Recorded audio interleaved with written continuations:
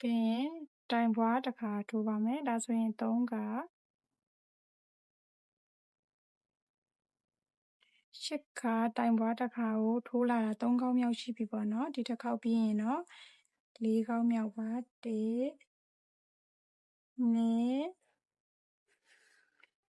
3 4 ngã cha con shit ဒီမင်ကဒီရဲ့မှတ်ချက်ရဲ့အရှိကနေစထိုးသွားတာဖြစ်လို့ဒီမှတ်ချက်နေရာမှာတိုင်မွားထိုးရင်၄ခေါက်ပြမှာဖြစ်ပါတယ်တိုင်ပွားတစ်ခါရောဒီမှာမှတ်ချက်ကလေးပြန်မှတ်ပါမယ်တိုင်ကစုစုပေါင်းတိုင်ချက်ရေက40ရှိရမှာပေါ့နော်အဲ့ဒါကိုအခုခေါင်းအတွက်ထိုးလာတာ row 1 row 2ပေါ့နော်အဲ့ဒါနောက်ထပ်တိုင်ချက်40ကို4တန်းတက်မယ်ပေါ့နော်4တန်းကတိုင်တိုကြီးပဲထိုးသွားမှာဖြစ်ပါတယ်အခုဆိုရင်မင်းတို့ထိုးလာတာ row 7 ထိရောက်သွားပါပြီ1 2 3 4 5 6 7 row 8မှာတော့တိုင်တို3ချက်တိုင်လျှော့တစ်ခါထိုးပါမယ်တိုင်တို3ခါ1 2 3တိုင်တို3ကတိုင်လျှော့တစ်ခါထိုးမှာပါအဲ့ဒါကိုစုစုပေါင်း8ခေါက်ပြည့်အောင်ထိုးရမှာဖြစ်ပါတယ်တစ်ခါ1 2 3တိုင်လျှော့မယ်2ခါ1 2 3တိုင်လျှော့မယ်4က1 2 3တိုင်လျှော့မယ်5က1 2 3တိုင်လျှော့မယ်6ခါ1 2 3တိုင်လျှော့မယ်9ခါ1 2 3တိုင်လျှော့မယ်8ခါ1 2 3မှတ်ချက်လေးကိုဖြတ်ပြီးတော့တိုင်လျှော့မယ်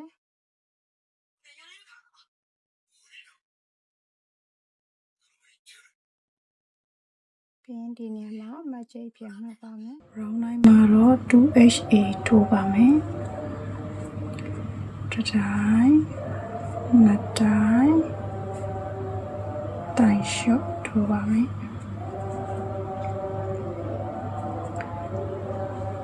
2HA ကို10ခေါက်ထိုးရမှာပေါ့နော်8ခေါက်တော့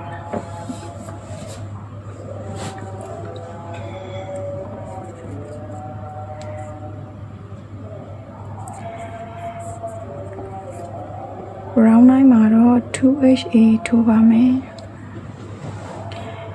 တစ်တိုင်းနှစ်တိုင်းတိုင်လျှော့တစ်ခါတစ်တိုင်းနှစ်တိုင်းတိုင်လျှော့နှစ်ခါတစ်တိုင်း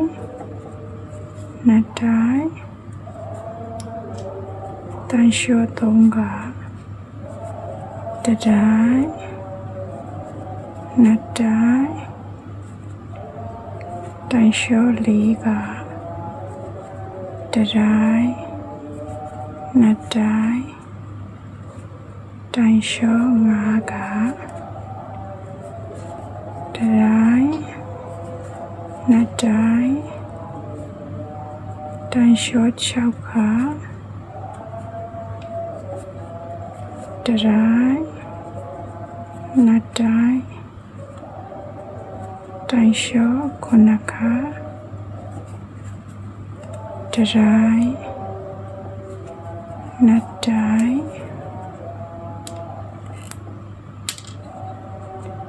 တိုင်းလျှော့8စုစုပေါင်း 2HA ကို8ခေါက်တိတိထိုးရမှာဖြစ်ပါတယ်ဒါပြီးရင်တော့ထဲကိုဆီလီကွန်လေးတွေထည့်မှာဖြစ်ပါတယ်ဆီလီကွန်လေးတွေကိုအများကြီးမဟုတ်ပဲနည်းနည်းချင်းစီခွဲထည့်ရမှာပါနော်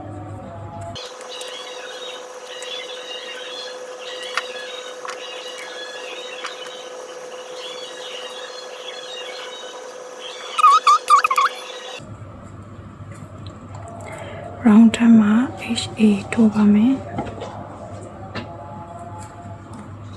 တိုင်းတူတစ်ခါ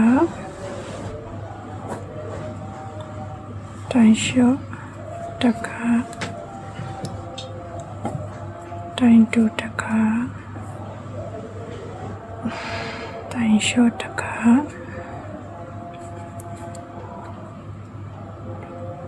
တိုင်းတူတစ်ခါတိုင်းလျှော့တစ်ခါ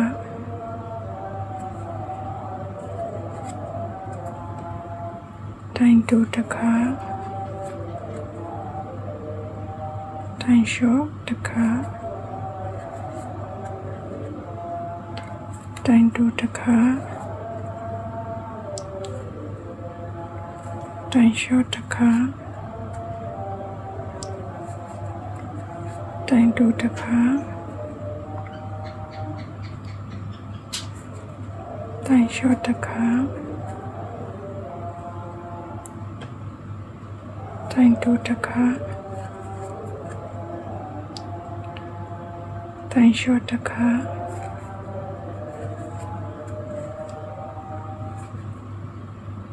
တိုင်းတူတစ်ခါမချေလေးဖြုတ်ပြီးတော့မှာ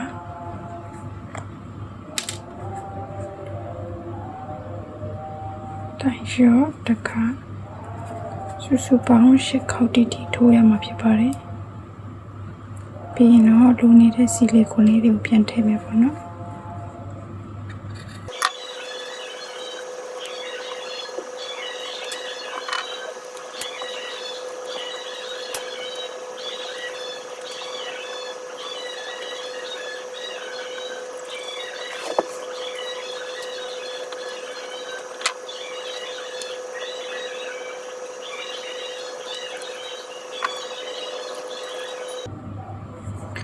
round ထပ်မှာတော့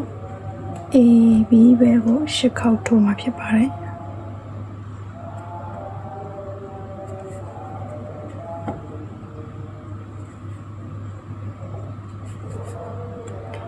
A တစ်ခါ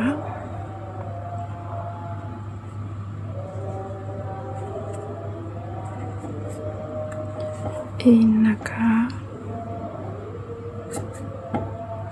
တိုင်းလျှော့ပြောတာပါနော်အေးဆိုတာ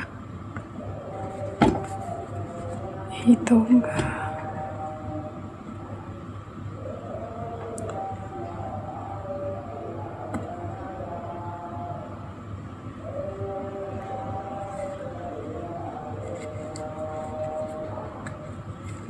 လေးက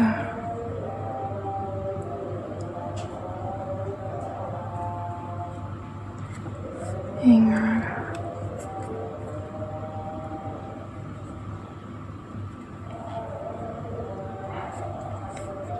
ဒီ6ခါ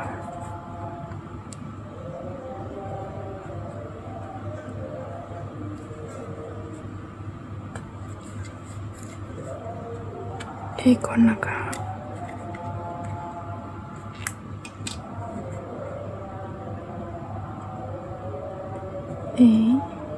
8ခါ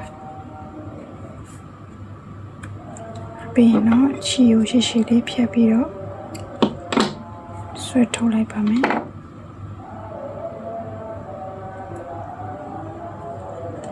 ပြီးရင်တော့ဒီအပေါ်ဘက်တစ်ခုလုံးကိုချုပ်ပါမယ်ချုပ်တဲ့အခါမှာဒီလိုမျိုး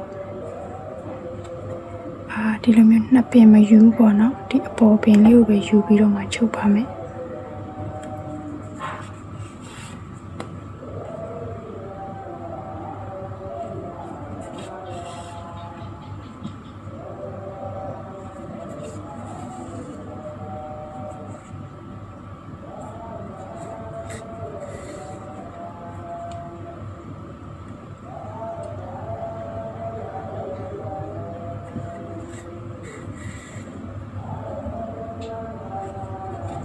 ဒါကလည်းစုစုပေါင်း8ချက်တိတိချိုးရတာပေါ့နော်